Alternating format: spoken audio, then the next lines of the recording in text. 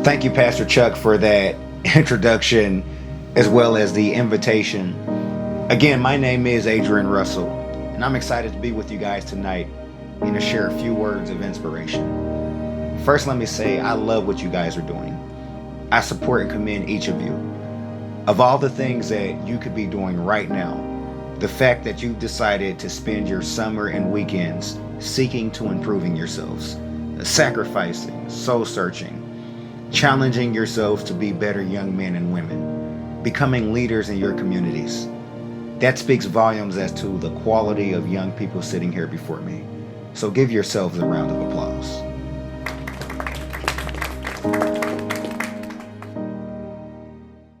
The generation that we are in now and the time that we're living in, it's becoming more and more important for young people to know who they are. It's becoming very, very critical that we as young people, and I still consider myself a young person, it's important that we know who we are. Peer pressure is a real thing. You guys believe that? Peer pressure is a real thing. And there's so many things going on in the world today, so many things going on in our country. And it's beautiful, it's incredible that you guys have chosen to be a part of this program, to be a part of this curriculum. Even seeing, you guys journaling, hearing about the fast and the things you're setting out to do, that's inspiring for me. I think it's beautiful, Olivia, that you would even share that. And that's what we all need to do, is be willing to share the gospel. And the simple meaning of gospel is the good news. And I'll tell you this, when something good happens for me, I'm going to tell it. I believe something good is happening for every single one of you guys and girls. Don't take offense to that. But something good is happening for you all. And it's important that you share that, because the same way Olivia's testimony touched just one person, imagine the five of you, if you went and told your brothers, if you told your cousins, or if you told your co-workers or your classmates or anyone, your fellow believers, imagine if you shared that testimony. There's a passage in the Bible that says that one can chase 1,000, but two can chase 10,000.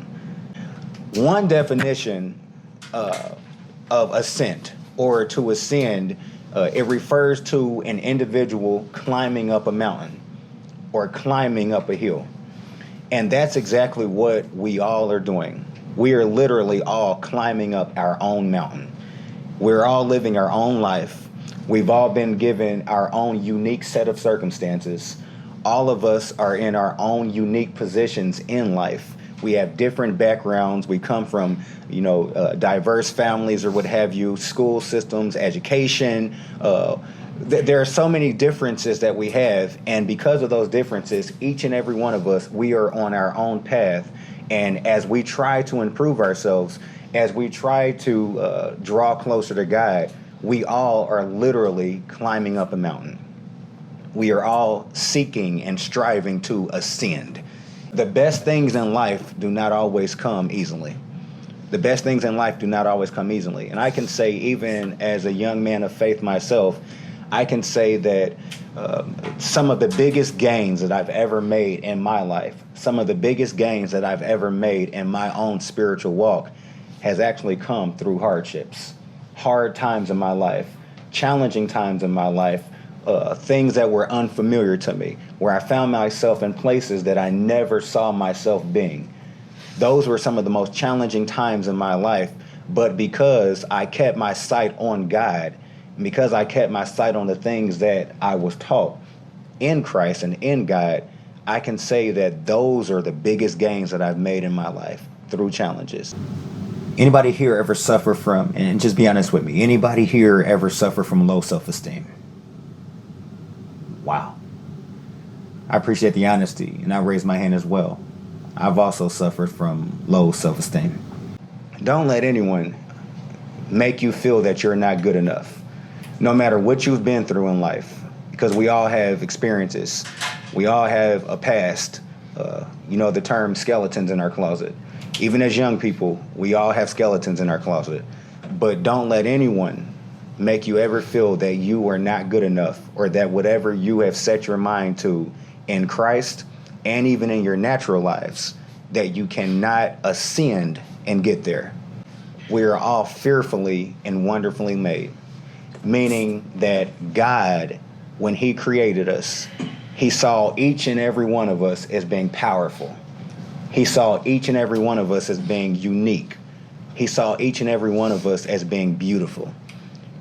Beautiful, every last one of us. We don't belong to the world.